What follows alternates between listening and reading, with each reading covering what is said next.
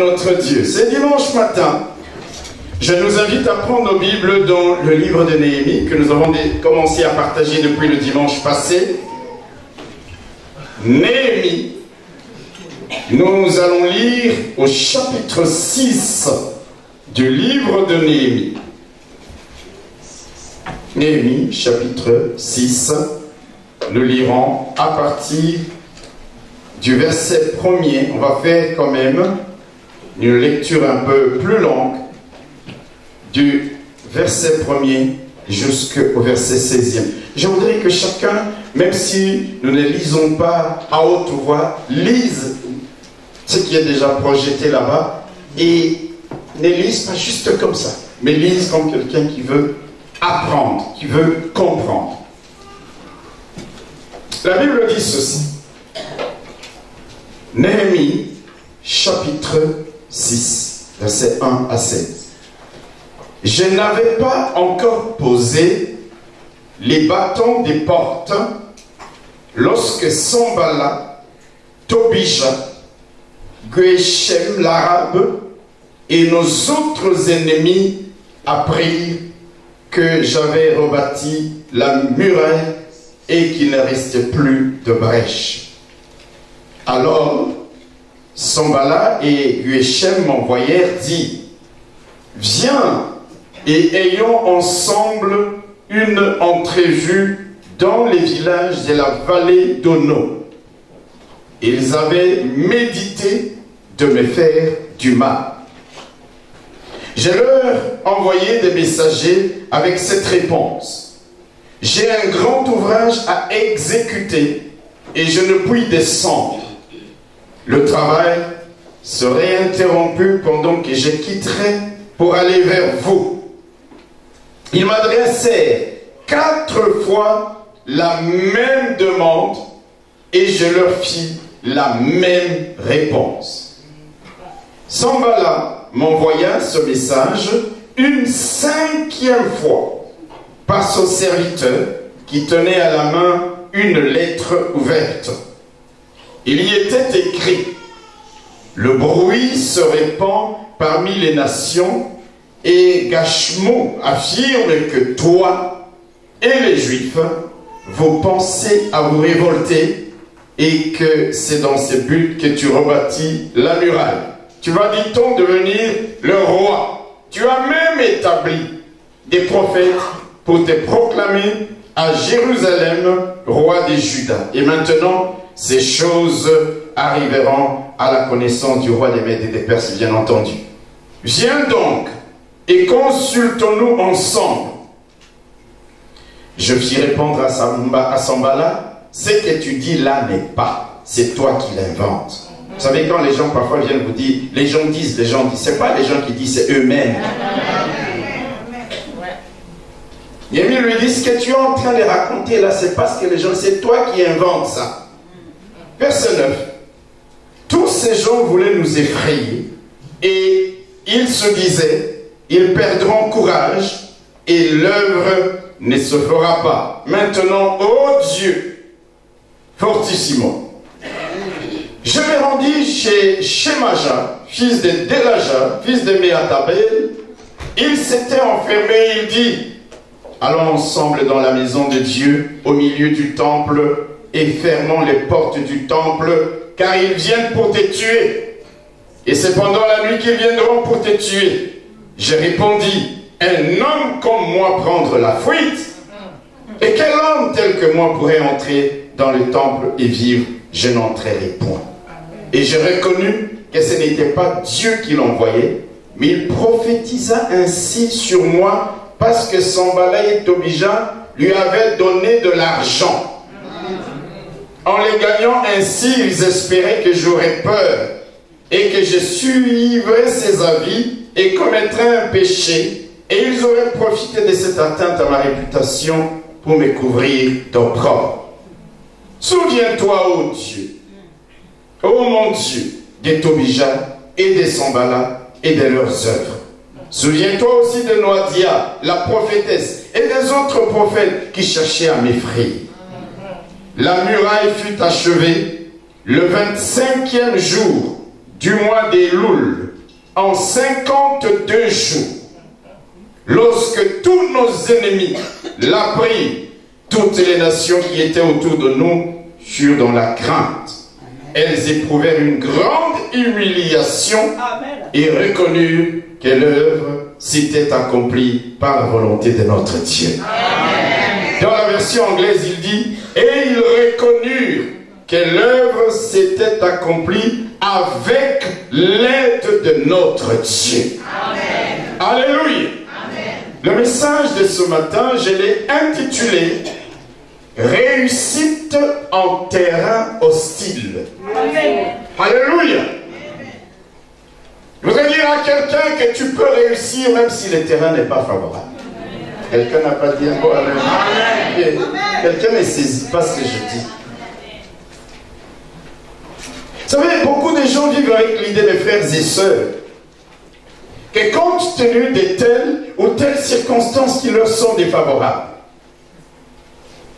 compte tenu de l'environnement hostile dans lequel ils vivent, ils travaillent, ils évoluent, ils prient, beaucoup de gens pensent qu'ils ne peuvent pas réussir. Je parle à quelqu'un? Même des chrétiens pensent, en voyant les vents contraires qui soufflent contre eux, en voyant l'adversité ou l'opposition farouche de leurs ennemis, ils pensent qu'ils sont condamnés à échouer. Ce matin, je suis venu de la part du Seigneur dire à quelqu'un, même en terrain hostile, tu peux réussir. Avec l'aide de Dieu. Même si les circonstances sont défavorables, tu peux réussir. Nous le voyons ici, dans le texte que nous venons de lire.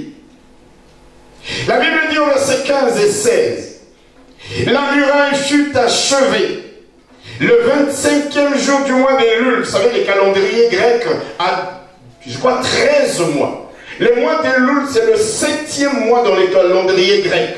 Donc on pourrait dire, la muraille fut achevée. Alléluia.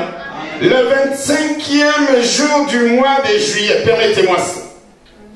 En combien de jours? En 52 jours.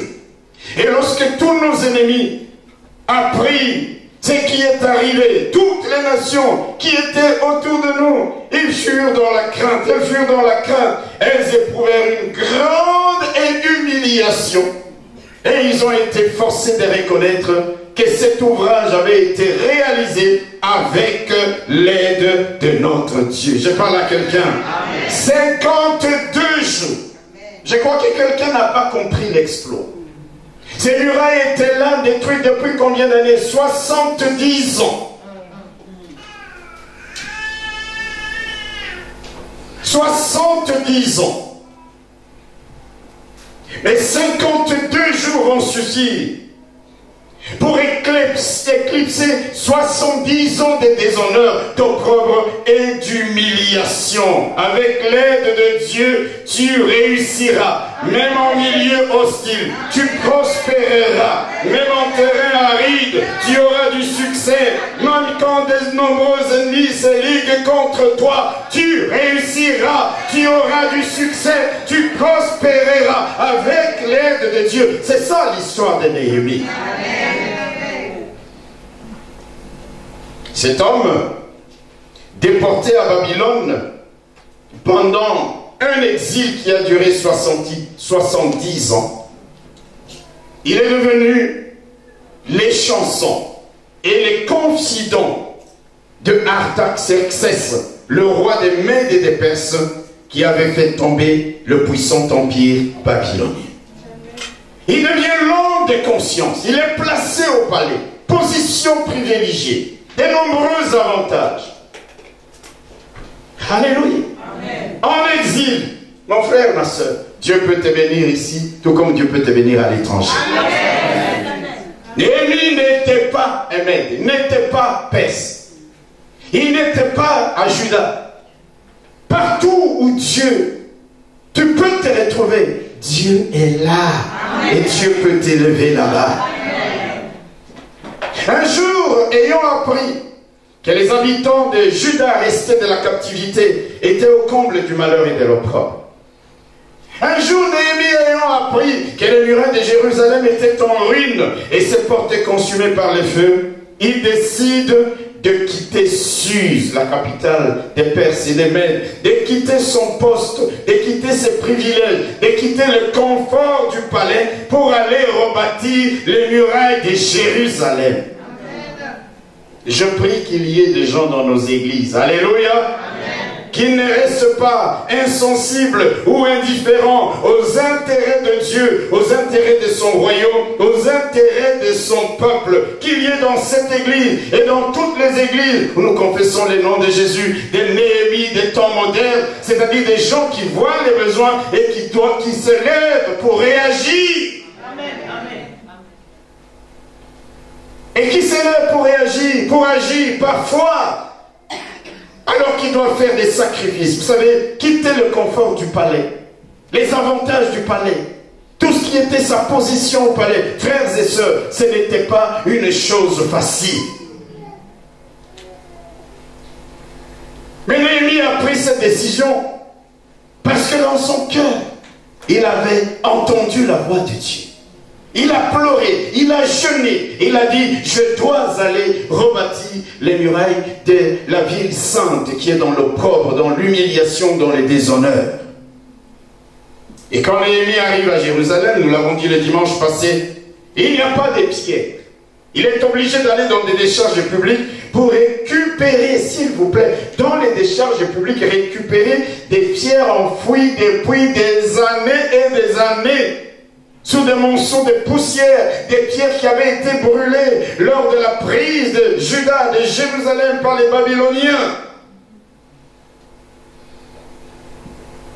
Ces pierres, il va les chercher dans les décharges. Alléluia. Amen.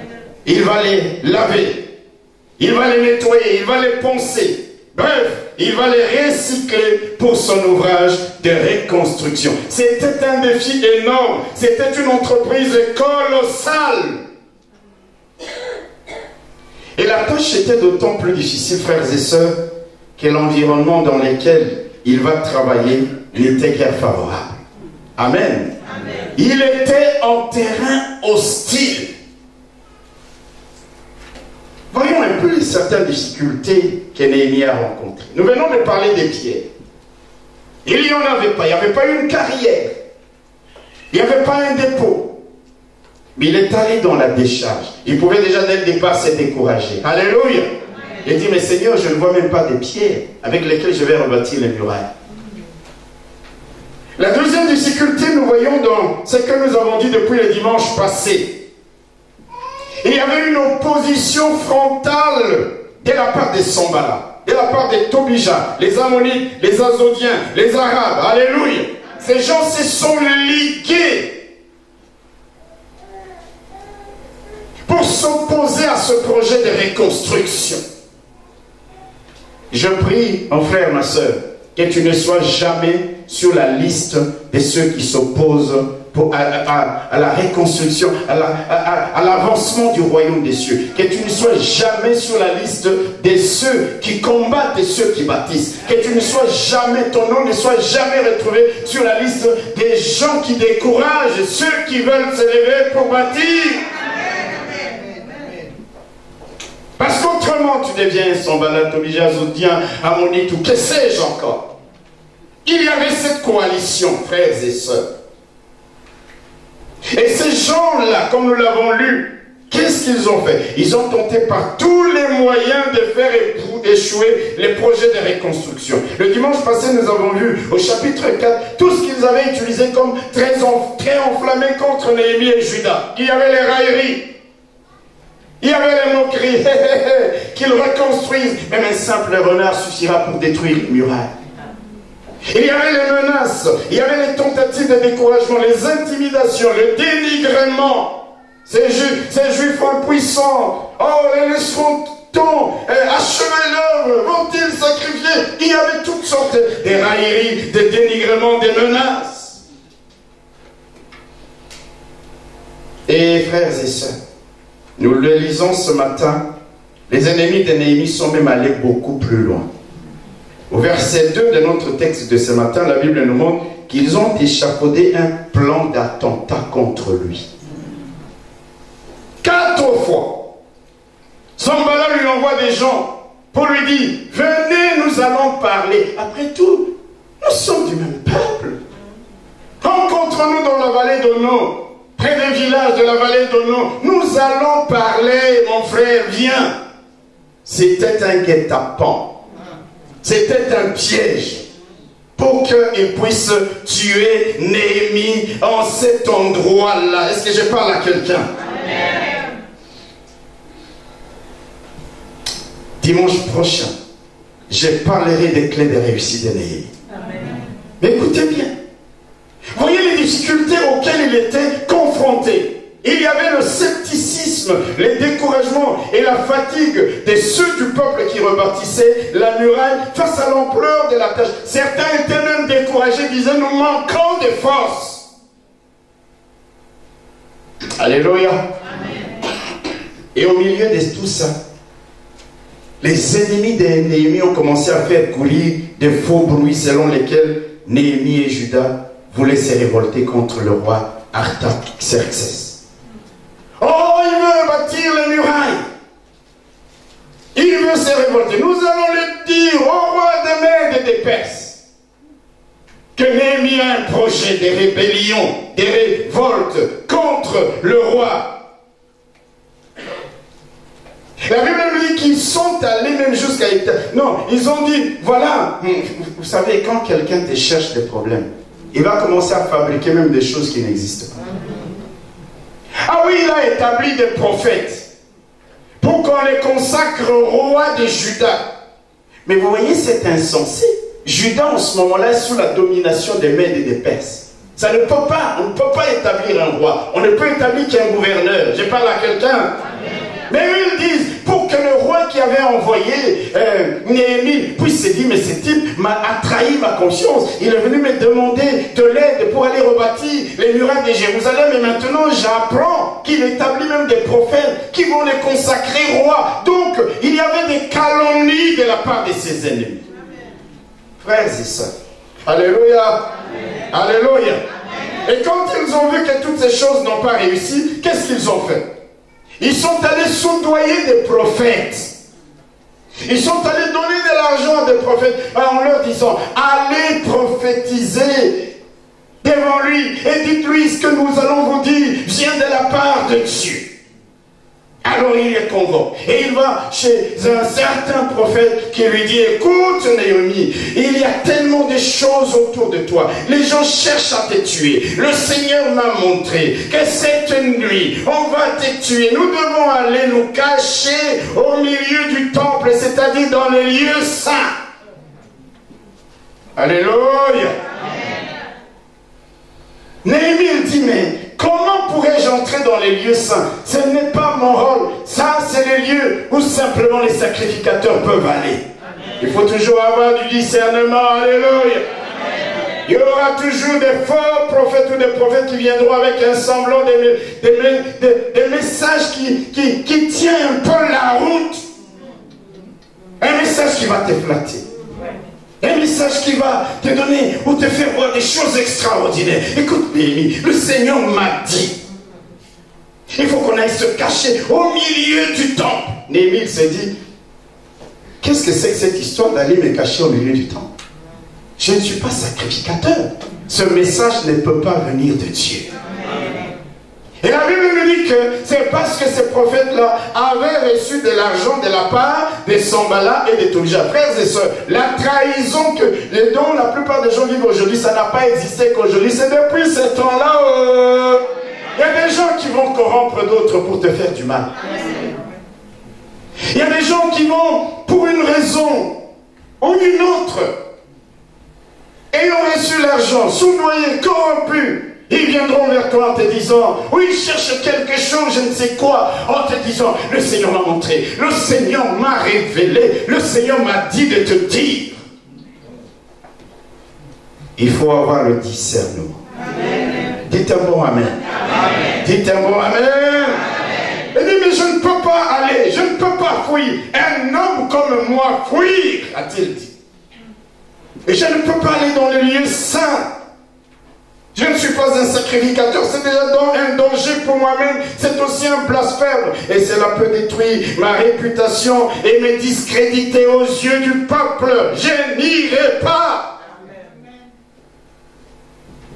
Frères et sœurs, c'est au milieu de cet environnement-là, où des hommes de Dieu, des prophètes, des gouverneurs, des Arabes, des Sambala, des Tobija, l'absence des matériaux, un peuple découragé. C'est au milieu d'un environnement hostile que Néhémie va rebâtir les murailles de Jérusalem. Au verset 9, il dit, tous nos ennemis voulaient nous effrayer. Et il disait, ils perdront courage et l'œuvre ne se fera pas. Alléluia. Assurément, les terrains étaient hostiles. Plus d'une personne aurait abandonné. Vrai ou faux? Plus d'une personne aurait laissé tomber. Seigneur, je suis venu pour que cette ville ne soit plus dans la honte, dans l'opprobre. Et je ne rencontre que des difficultés. Je ne dors pas bien, j'ai des soucis, je pense à ceci. Oh, si j'avais été au palais où j'étais échanson, je serais tranquille. Après tout, je m'en vais. Plus d'une personne aurait fui, plus d'une personne aurait baissé les bras. Quelqu'un peut dire amen? Pourquoi? Parce que les difficultés ne faisaient que s'accumuler les unes sur les autres. Mais écoutez bien ceci. Là où les problèmes et les difficultés s'accumulent, la puissance et la grâce de Dieu cumulent. Là où les difficultés et les problèmes s'accumulent, la puissance et la grâce de Dieu culminent. Dites un bon amen. Dites un bon amen. Elle culminera ces grâces et cette puissance pour ceux qui mettent leur confiance en Dieu. Pour ceux qui sont déterminés à agir pour la gloire de Dieu, pour les intérêts de Dieu. Pour ces gens-là, Dieu va faire tourner leur faiblesse en force. Pour ces gens-là, Dieu va faire tourner leur désastre en triomphe. Pour ces gens-là, Dieu va faire triompher, va faire tourner leurs difficultés en tremplin. Parce que eux, ils disent, même si l'environnement est hostile, défavorable, les vents sont contre nous, nous n'allons pas lâcher, nous n'allons pas abandonner, nous n'allons pas fuir. Est-ce que je parle à quelqu'un? La Bible dit dans Ésaïe, à celui qui est ferme dans ses sentiments, tu assures la paix parce qu'il a confiance en toi. À celui qui ne se laisse troubler par rien, oh, tu lui assures la paix parce qu'il a confiance en toi. Qui n'aurait pas abandonné dans ces conditions? En 52 jours seulement, la muraille fut achevée. Je ne sais pas si chacun de nous réalise l'exploit de Néhémie et des habitants de Juda. En moins de 2 mois, mes frères et sœurs, en moins de 2 mois, des ruines de 70 ans ont été relevées. Acclamons pour Néhémie. Alléluia. L'exploit était tellement extraordinaire que même leurs ennemis ont dû reconnaître que l'œuvre s'était accomplie par la volonté de Dieu, par la grâce de Dieu. Et bien plus encore, la Bible dit que non seulement leurs ennemis, mais même les nations environnantes, alléluia, toutes les nations qui étaient autour d'eux furent dans la crainte et elles éprouvèrent une grande humiliation. Amen.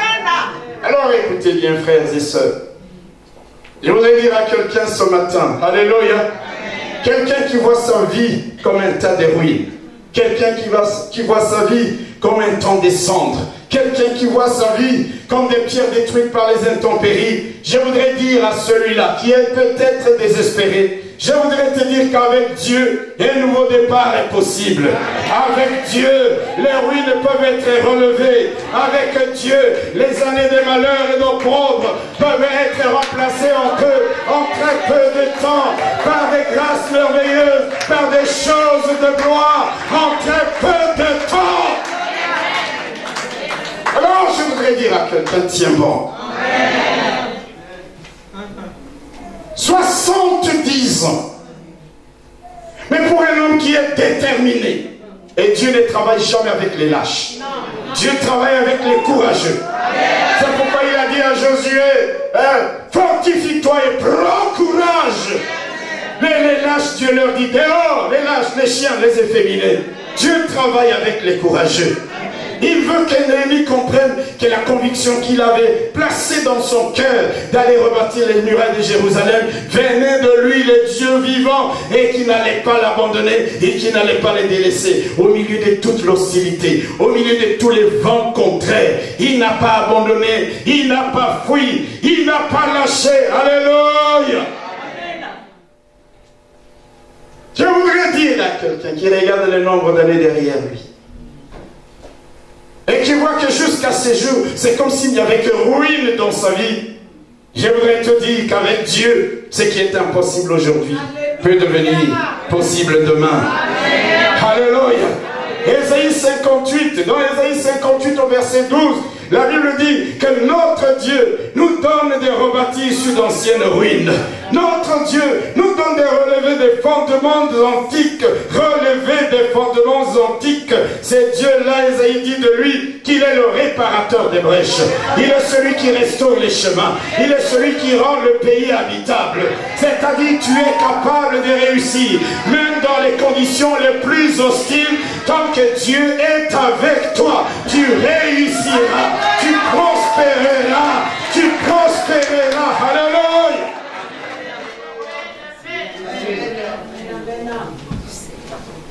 Quelles que soient les conditions de ton environnement, l'opposition, l'hostilité de tes ennemis, frères, sœurs, tu ne dois pas être dans l'attitude d'être comme une victime.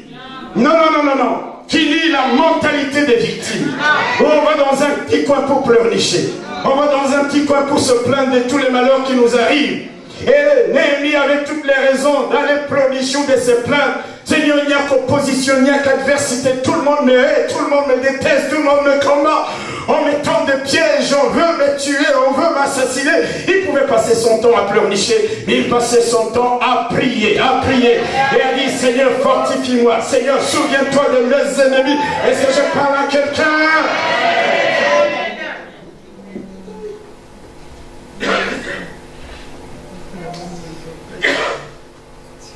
Quand tu vois que tu es dans l'hostilité, tu vis les combats, les épreuves. Alléluia.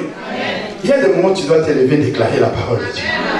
Dans le livre d'Osée, au chapitre 6, verset 2, la Bible dit, il nous rendra la vie dans 2 jours. Le 3e jour, il nous relèvera et nous vivrons devant lui. Il y a des moments, frères et sœurs, quand je suis au milieu de l'adversité, je cite ces écritures. Je dis, Seigneur, dans 2 jours, alléluia, tu me rendras la vie. Tu me donneras la victoire. Quelqu'un n'a pas dit moi-même. Tu me donneras la victoire. Et le 3e jour, moi qui étais courbé, moi qui étais à terre, moi qui étais piétiné, tu me releveras et je vivrai devant toi. Et je vivrai devant toi. Tu vivras. Alors tiens bon. Dis à tes ennemis, même si le terrain est hostile, même s'il y a difficulté et combat, alléluia, dis comme Néhémie, un homme comme moi, prendre la fuite, jamais. Un homme comme moi, abandonner, jamais.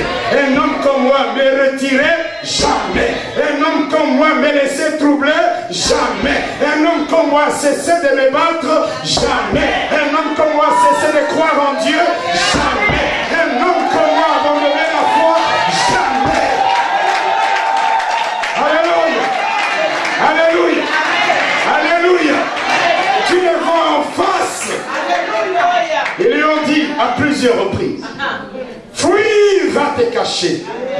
Il dit, un homme comme moi. Je vais vous dire une chose. Néhémie était un homme de la même nature que toi et moi. Et c'est un homme qui avait confiance en Dieu. Et qui savait que le Dieu qu'il avait envoyé n'allait pas l'abandonner. Chacun de nous ici a reçu un mandat de la part de Dieu. Dieu ne t'abandonnera jamais. C'est pourquoi au milieu de l'hostilité, le diable te dira, va pleurer. Tu lui dis, un homme comme moi, pleurer. Jamais. J'invoquerai le nom de l'Éternel.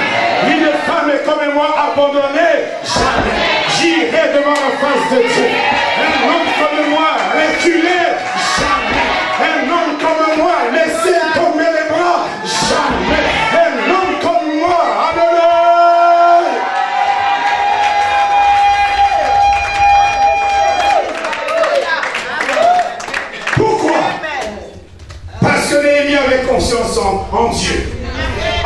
Dieu là est en sa fidélité. Par la bouche du prophète Ésaïe, au chapitre 44, verset 26, il a dit ceci: Jérusalem, que vous voyez aujourd'hui, détruite, incendiée, Jérusalem sera habitée. Les villes de Juda seront rebâties. Leurs ruines seront élevées. Alléluia.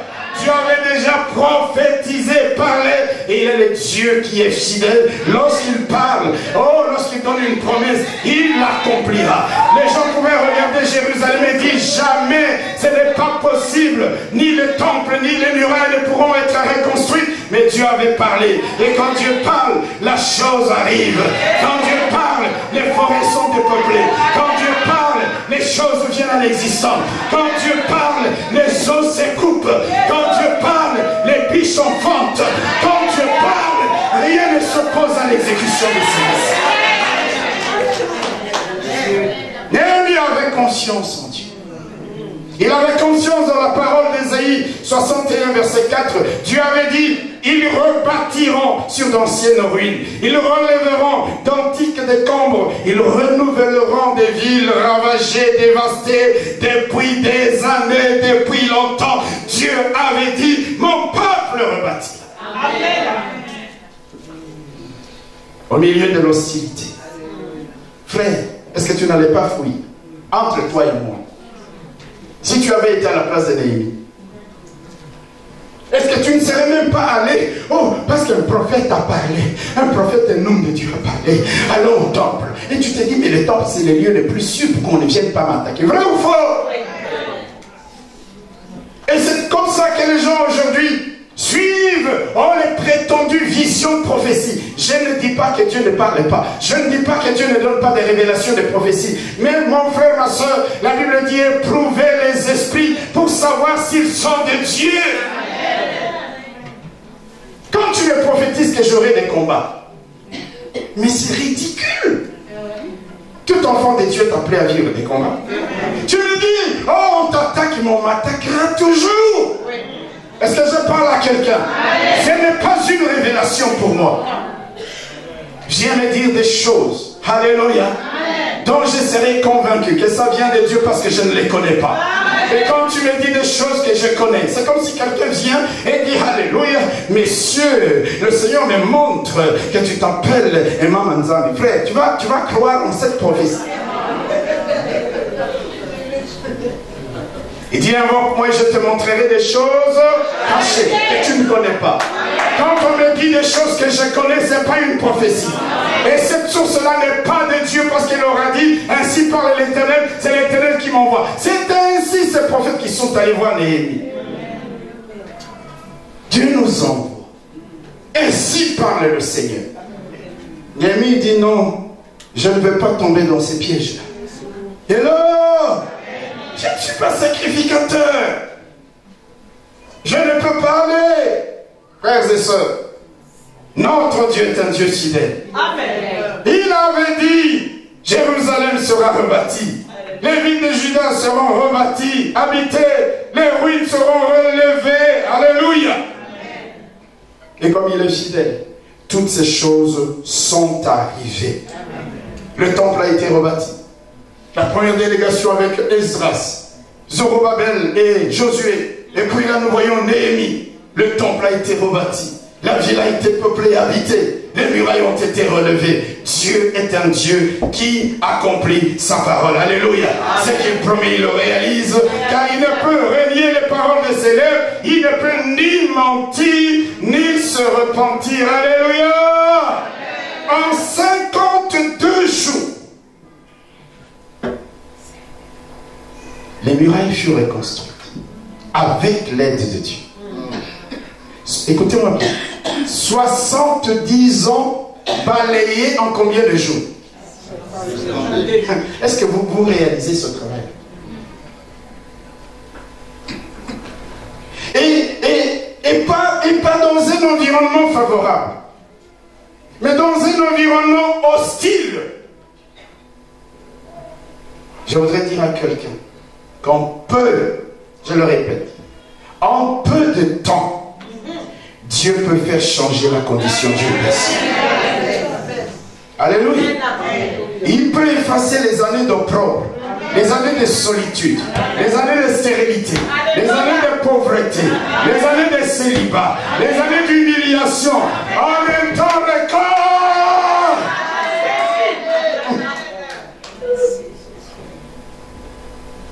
La femme atteinte de perte de sang. La maladie a duré combien d'années? 12 ans. Un simple toucher a suffi pour balayer 12 ans de maladie. Ah, Seigneur de gloire. Et par là quelqu'un? Les paralytiques qui étaient à la piscine, devant la piscine de Bethesda, il était malade depuis combien de temps? Depuis 38 ans. Mais 7 mots, 7 paroles de la bouche de Jésus ont suffi pour balayer les 38 ans de maladie. Il lui a dit, lève-toi, prends ton lit et marche. 7 paroles. 38 ans de maladie balayée. Tu arrives, tu regardes ton passé et tu dis ça fait 20 ans, ça fait 15 ans, ça fait 8 ans que je traîne telle ou telle difficulté ou tel problème et le diable essaie de te faire convaincre que ça ne va pas changer. Regarde dans la parole de Dieu. 52 jours pour effacer 70 ans. Un simple toucher pour effacer 12 ans. 7 mots de la bouche de Jésus pour effacer 38 ans de maladie.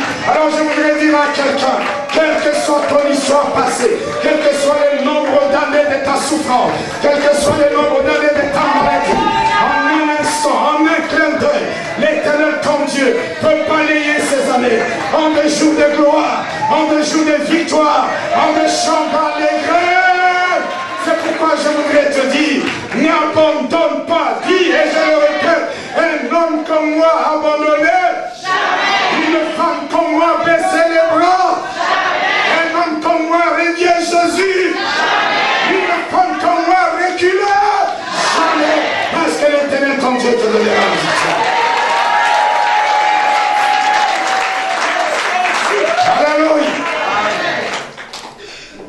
Les enfants d'Israël ont été en esclavage pendant 400 ans en Égypte. Ils n'avaient jamais vu des vases d'or. Ils n'avaient jamais vu des vases d'argent, des manteaux de fourrure. Ils n'avaient jamais possédé ces choses, même s'ils les avaient vues, mais en tout cas, ils ne les avaient jamais possédées. Mais en une nuit, dans le livre d'Exode, la Bible nous dit qu'ils dépouillèrent les Égyptiens. En une nuit, la condition des enfants d'Israël avait changé. Est-ce que je parle à quelqu'un? Tu n'es pas chrétien pour rien. Tu ne crois pas dans les dieux d'Abraham pour rien. C'est pour vivre des choses extraordinaires. C'est pour vivre des choses miraculeuses. Alors cesse d'être là et de trembler dès que l'adversité se lève, dès que le vent contraire souffle, dès qu'il y a opposition, tu es désespéré, tu es dans la mentalité de victime. Non, moi je ne suis pas la proie, moi je suis le chasseur, moi je suis le pauvre, je suis le fils d'un lion, je suis le lion de la tribu de Judas, parce que je lui appartiens. Je ne suis pas une antilope, je suis le fils d'un lion, donc je suis un lionceau, donc je suis un lion. C'est moi qui attaque, c'est moi qui chasse, c'est moi qui poursuis les faux, c'est moi qui parle au-devant, c'est moi qui attrape les faux. Alléluia. Change un peu ta manière de voir les choses. Tout le temps en train de te plaindre, tout le temps en train de pleurnicher, de trembler, de paniquer. Pourquoi? Néhémie a connu pire que toi et moi.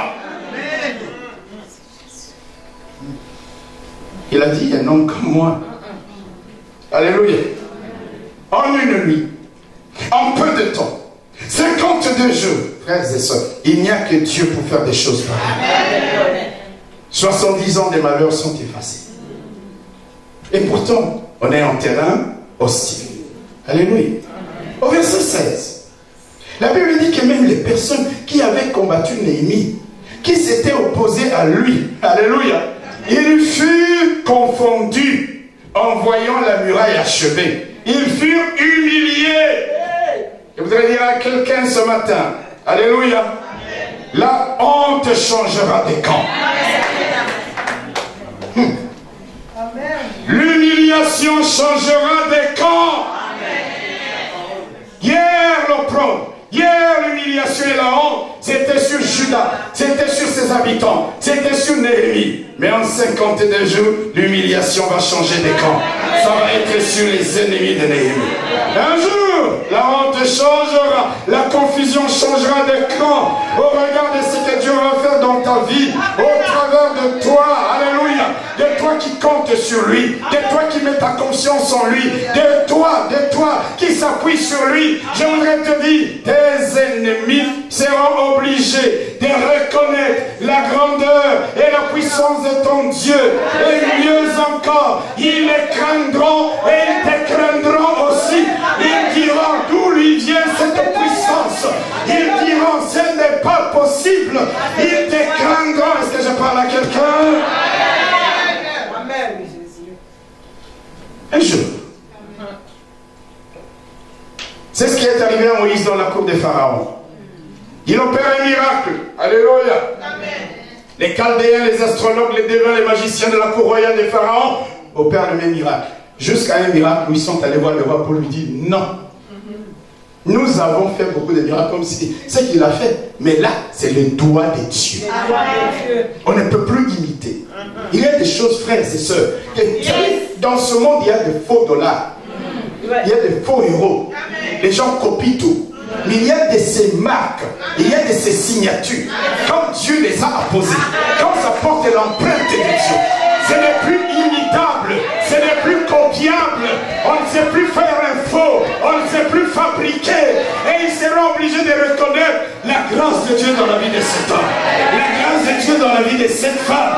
Nous avons tout fait, mais il y a une grâce, et ça c'est l'empreinte de Dieu. C'est arrivé à Élie. Alléluia. Devant le prophète de Baal, sur le mont Carmel, tout le peuple clochait de part et d'autre. Baal est Dieu, Dieu, le Dieu d'Abraham est Dieu. Il dit non, non, non, non, non. On va voir lequel de ces dieux-là est le véritable Dieu. Amen. Le feu tombe, consume l'Holocauste. Tout le monde s'est prosterné et dit c'est l'Éternel qui est Dieu. Un jour, tes ennemis reconnaîtront la grandeur de ton Dieu. Ils s'appuient aujourd'hui sur leur char, sur leur magie, sorcellerie, occultisme, sur leur puissance démoniaque. Mais un jour, alléluia, je parle à quelqu'un, ils viendront avec toute leur puissance contre toi, leur opposition contre toi. Ils se diront, on va les voir mourir, oh, il sera KO, il va fuir, ils te trouveront sur leur chemin et le travail ne fera que prospérer. Et quand la réalisation sera devenue tellement grande, ils seront obligés de dire non, ça c'est le doigt de Dieu, c'est l'éternel Dieu qui est Dieu, c'est son Dieu qui est le véritable Dieu. Amen. Alléluia. Alléluia. Alléluia. Après que tes ennemis se soient moqués de toi, ils t'auront traité de tous les noms, méprisé, dénigré, raillé, calomnié, critiqué. Un jour ils changeront d'avis. Amen. Paul embarque vers Rome. Il y a Eurachilon, la tempête. Ils échouent sur l'île de Malte. Il fait tellement froid. Paul était prisonnier. Il va prendre le bois pour s'échauffer. Il y a une vipère qui sort, qui est mort et qui s'accroche à son bras. Les Maltais regardent et disent, cet homme assurément, c'était un malfaiteur, c'était un meurtrier. Il a cru qu'il allait échapper. Et même ici, il est mordu par les serpents. Dans quelques minutes, on va voir, il va mourir. C'est sans compter sur les dieux qui avaient dit à Paul, tu iras jusqu'à Rome. Je parle à quelqu'un. La vipère était accrochée, la Bible nous dit, Paul secoua. Il ne secoua pas sa main, il secoua les serpents. Ah, il y a des moments où ce n'est pas à toi de te secouer. Secoue le diable. Secoue le diable. Alléluia. Et quand ils ont vu Paul tranquille, serein, sans maladie, quoi que ce soit, oh, ils sont venus se prosterner devant lui pour dire, c'est un Dieu. Un jour on changera d'avis.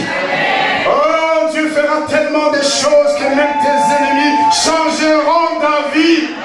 Aujourd'hui, ils peuvent t'accuser d'avoir touché à XY chose. Non, un jour ils comprendront que c'est avec l'aide de Dieu que tu as prospéré, que tu es béni, que tu as accès au palais, que tu as des connexions avec les grands de ce monde. Ce ne sera pas parce que tu auras touché à ceci ou à cela, mais ce sera simplement avec l'aide de Dieu. avec la grâce de Dieu, avec le plan de Dieu. Est-ce que je parle à quelqu'un? 52 jours. Contre combien? 70. Et dans quelles conditions? En terrain hostile. C'est la spécialité de notre Dieu. Amen. C'est pourquoi, quand tu es en territoire hostile, tu es sur un terrain hostile, tu n'as pas à trembler. Vendredi, nous avons dit quoi? Esaïe, il a dit quoi? À celui qui ne se laisse troubler par rien, tu assures la paix. Parce qu'il a confiance en Dieu. Les gens vivent dans les angoisses, les gens vivent dans les pulsations cardiaques, les gens ils sont dans les soucis, dans les inquiétudes. C'est le signe, frères et sœurs, c'est le signe de notre incrédulité. Nous l'avons dit le vendredi. Jésus est dans la barque. Vrai ou faux? Il dort. La tempête se lève. Croyez-vous vraiment qu'une barque dans laquelle Jésus est avec ses disciples va couler? Non. C'est comme ça que Jésus leur a dit, pourquoi vous me réveillez? Où est votre foi? Où est votre foi? Alléluia. Dites à moi amen. Ça veut dire, si vous aviez la foi, vous allez vous dire, bas la terre. La tempête peut s'élever. Le Seigneur est avec moi dans la barque.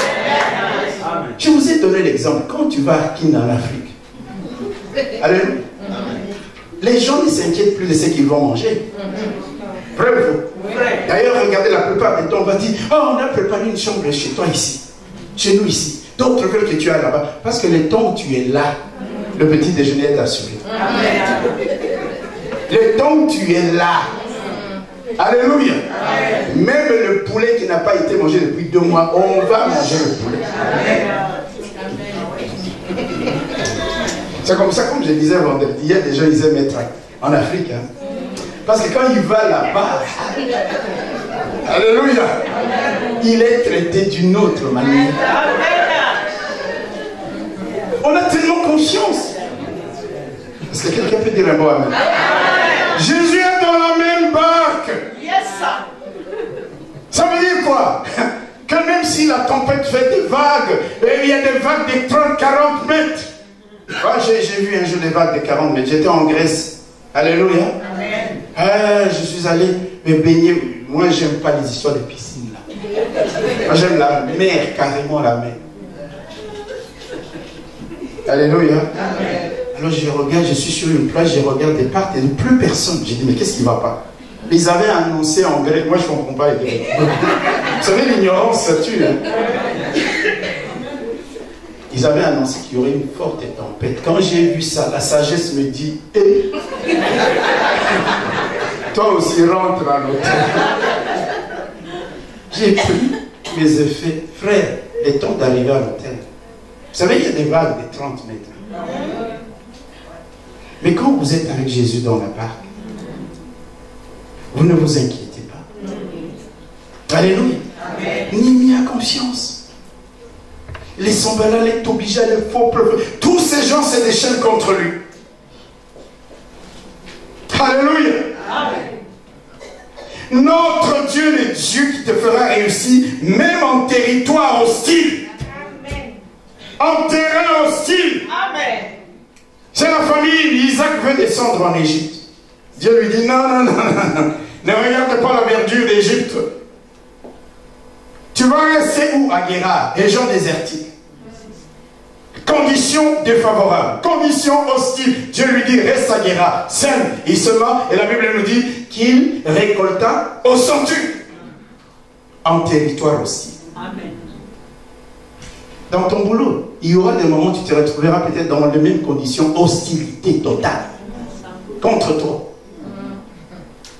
Tu es le lieu de ton travail, à l'école, à l'université. Les gens ne t'aiment pas, t'haïssent, te combattent, te calomnient.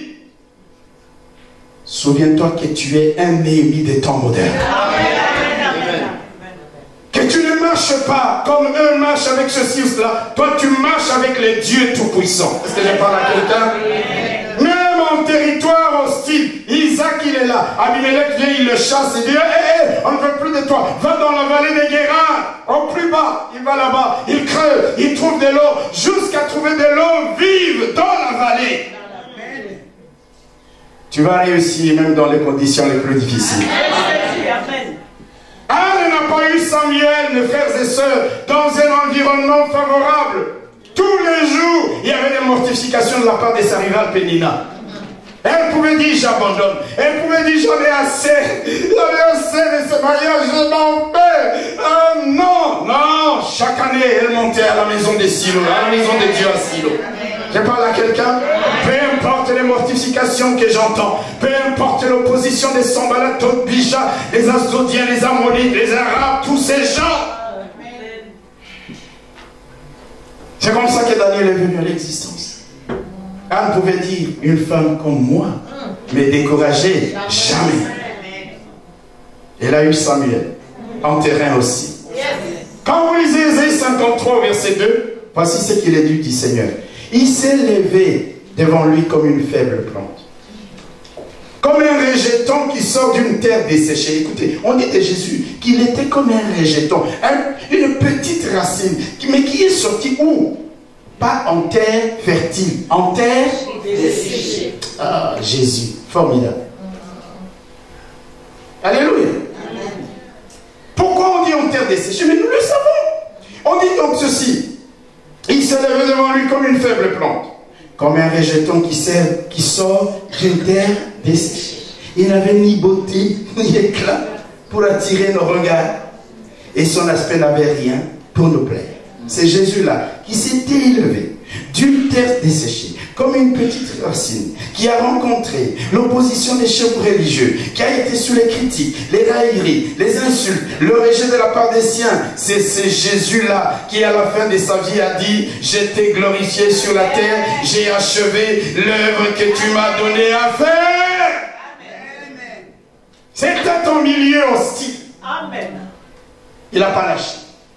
Et à la fin de sa vie, il dira « Tout est accompli. » Frère, dans quelles conditions crois-tu que tu vivras ta vie chrétienne? Toujours au milieu des Alléluia. Les gens t'applaudissent. Les gens te disent tu es le meilleur. Non! Il y aura des moments de tempête s'élèveront contre toi. L'opposition viendra de partout, les calomnies de partout. Je parle comme quelqu'un qui a traversé ce genre de choses. Mais la réussite, même en milieu hostile, est possible avec notre Dieu. Amen. Alléluia. Amen. Il se peut que tu te retrouves dans ce genre de milieu d'environnement. Ton travail, je l'ai dit, à l'école, à l'université, parfois même dans ta famille. Alléluia. Amen. Parfois même dans l'église. Dans l'église. C'est vrai que même dans l'église, il y a des gens, ils ne cherchent pas son inimitié, même pas contre son frère, mais contre le pasteur. Il s'est juré d'avoir la tête du pasteur. Hello? Mais on vit ces choses-là.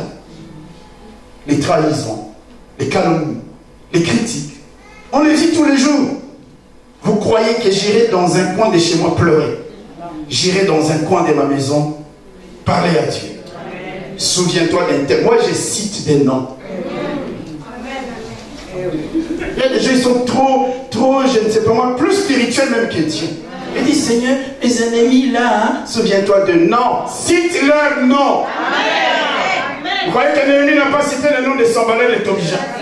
Sois clair. Invade-les comme le vent. Qui deviennent la balle emportée par le vent. Amen.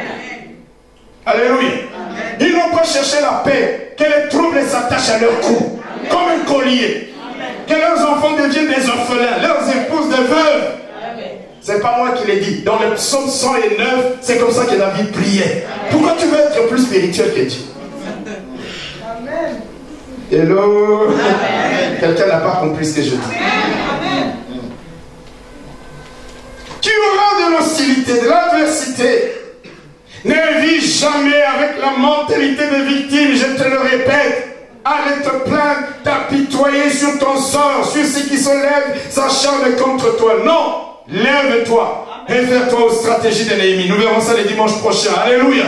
Bats-toi avec l'aide de Dieu, tu réussiras. Amen. Dieu fermera la bouche de tous tes détracteurs.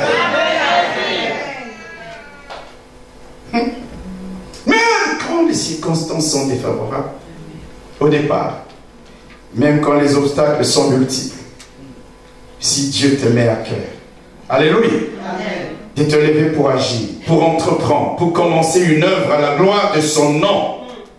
Pas à la gloire de ton nom, mais à la gloire de son nom. Lève-toi et agis. N'observez pas les vents, n'observez pas les nuages, n'observez pas les circonstances, n'observez pas les temps. Lui-même, il est maître des temps et des circonstances. Il te fera réussir. Amen. Alléluia. Amen. Au lieu d'écouter la voix de tes ennemis, qui ne sont là que pour vouloir t'intimider, écoute la voix de Dieu. Amen. Plutôt que de regarder aux circonstances et aux conditions du terrain, regarde à Dieu. Amen. Parce que réussir en terrain hostile, c'est possible. Néhémie est l'exemple. Cet homme, écoutez maintenant, je vais terminer. Il était les chansons du roi. Vous comprenez ça? Et regardez ce que je veux dire. Il est les chansons du roi. Le confident du roi des Mèdes et des Perses. Je l'ai dit, le confort. La position sociale. Le respect qu'il avait de la part même des Mèdes et des Perses. Et il entend que la ville sainte, la ville de Dieu, est dans l'opprobre et dans la désolation. Entre nous, frères, allons parfois doucement. Toi, tu aurais quitté ton poste. Ne me réponds pas, tu le sais d'ailleurs. Ne le dis pas à haute voix, je ne veux pas te mettre dans l'embarras. Et l'autre, tu sais toi-même. Tu sais toi-même. Et je sais que 90% les disent, cette histoire, elle ne me concerne pas. Il quitte cette position-là. Et il devient qui? Un simple ouvrier. Il s'abaisse. Un simple maçon. Vous me suivez? Et il travaille. Pendant 52 jours, les murailles sont relevées. Au milieu de l'opposition, les gens ont même dit, nous l'avons lu, il aurait bâti les murailles pour s'opposer au roi des Mèdes et des Perses. Nous allons le dire au roi des Mèdes et des Perses. Quand les murailles se sont achevées, le roi des Mèdes et des Perses, qui pourtant lui avait dit, donne-moi un délai pendant lequel tu iras travailler à Jérusalem. Je ne sais pas quel délai Néhémie lui avait donné. Je parlerai de... Vous savez, dans la vie, vous ne réussirez jamais si vous n'avez pas d'objectif et d'échéance. Quelqu'un n'a pas compris. Je vais vous enseigner les stratégies de la réussite dans la vie. Mais écoutez bien, je ne suis pas encore là. Il devient un simple maçon quand les murailles sont terminées. Le roi Artaxerxès, qu'est-ce qu'il va faire de Néhémie? Il dit, Néhémie, à partir d'aujourd'hui, je t'établis gouverneur de Juda. Amen. Frères et sœurs, alléluia. C'est un peu à l'image de Jésus. Il était dans la gloire auprès de son Père. Il s'est abaissé. Il s'est abaissé. Il s'est humilié. C'est pourquoi quand tu vis dans l'orgueil, tu n'as rien compris. Amen. Alléluia. Amen. On a craché sur lui, on l'a insulté, il a accompli sa mission. Alors qu'est-ce qui est arrivé? Il est mort, mais au 3e jour, Dieu l'a ressuscité et l'a souverainement élevé au-dessus de tout nom, au-dessus de toute autorité, au-dessus de toute puissance. Alléluia. Néhémie était les chansons du roi. Il s'est abaissé. Il est devenu un simple maçon. L'œuvre est achevée. Le roi des Mèdes et des Perses, il dit non. Il ne peut pas rester sous cette position. D'ailleurs, même ses détracteurs ont dit qu'il voulait se faire roi de Juda. Je vais confirmer même la parole de leurs détracteurs. Frères et sœurs, il y a des choses, quand les gens commencent à parler de toi, ils disent ah, tu t'enrichis, dis amen, je m'enrichirai. Dieu confirmera ce que vous dites. Mais si tu es dans les schémas de Dieu, que tu sais t'abaisser, est-ce que je parle à quelqu'un? Vous savez, beaucoup de gens, ils aiment toujours être en haut. Commencer en haut. Les seuls boulots, je vous ai dit le vendredi, les seuls boulots où on commence en haut, ce sont les creuseurs des tombes. Les fossoyeurs. Ils commencent en haut, mais ils finissent où? En bas. Vous avez déjà vu un fossoyeur qui creuse, et on enterre les gens en haut. Quand il creuse, il descend et il descend. Mais quand on est en bas, on a appris, l'humilité précède la gloire. Il a dit, peu importe ma position, peu importe que j'ai été, je vais devenir un simple maçon pour la gloire de Dieu. quand l'œuvre est accomplie. Frères et sœurs, Dieu va toucher les cœurs du roi de Mède et des Perses pour les proclamer gouverneurs de Juda. Et pendant 10 ans, c'est-à-dire même le délai qu'il avait donné au roi était dépassé. Quand Dieu veut bénir celui qui a travaillé pour ses intérêts, est-ce que quelqu'un peut comprendre ce que je dis? Quand Dieu veut récompenser ses serviteurs, mes frères et sœurs, c'est d'une manière, ce sera d'une manière à laquelle tu ne t'attends même pas. Elle dit, je t'ai établi gouverneur. Pendant combien d'années? 10 ans. Mais Néhémie dit, pendant les 10 années, je n'ai même pas pris le salaire du gouverneur. Extraordinaire. C'est là la différence entre toi et moi. Le jour où tu es établi gouverneur, comme je disais vendredi, tu commences à chercher déjà dans les quartiers ce que tu vas vendre. Est-ce que je parle à quelqu'un? Oh non, nous allons rebâtir l'Afrique. Mettez-le là-bas. Est-ce que je parle à quelqu'un? Peut-être que nos dirigeants d'Afrique peuvent nous suivre et nous entendre. Oh, moi je vais rebâtir l'Afrique. Oh, dès qu'on le place là-bas, la première chose, vous avez compris. Oh Seigneur. Néhémie dit, je ne prendrai même pas le salaire de gouverneur. Dieu venait de les relever. Il s'était abaissé. Il était en haut. Il s'est humilié. Il s'est abaissé. Mais Dieu dit, ceux qui agissent ainsi doivent être élevés. Il va devenir gouverneur. Regardez. Réussir en terrain hostile. Ce n'était pas simplement la reconstruction des murailles dans la vie de Néhémie. Ça va être aussi son élévation. J'ai pris que Dieu t'élève. Ma prière, c'est que quand tu marcheras dans l'humilité, quand les intérêts de Dieu feront vibrer ton cœur et te pousser à l'action, que même si tu t'es dépouillé, que même si tu t'es humilié, je te donne une parole prophétique aujourd'hui. Que Dieu t'élève. Que Dieu confonde tes ennemis. Que l'opprobre change de camp. Que la honte change de camp. Que l'opprobre s'attache à tes ennemis. Mais que toi tu es de gloire en gloire. De gloire en gloire. D'élévation en élévation. Alors j'ai compris en te disant, même en terrain hostile, ne sois pas quelqu'un qui sera en train de se plaindre ou de pleurnicher. Bats-toi. Avec l'aide de Dieu, tu réussiras. Avec l'aide de Dieu, tu prospéreras.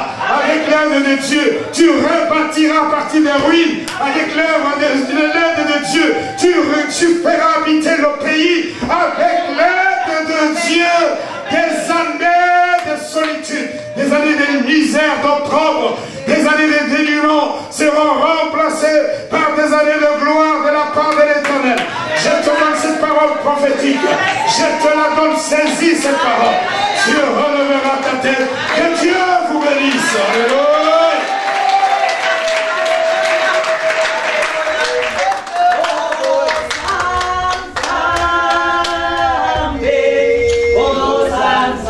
Chantons ces chants tous ensemble.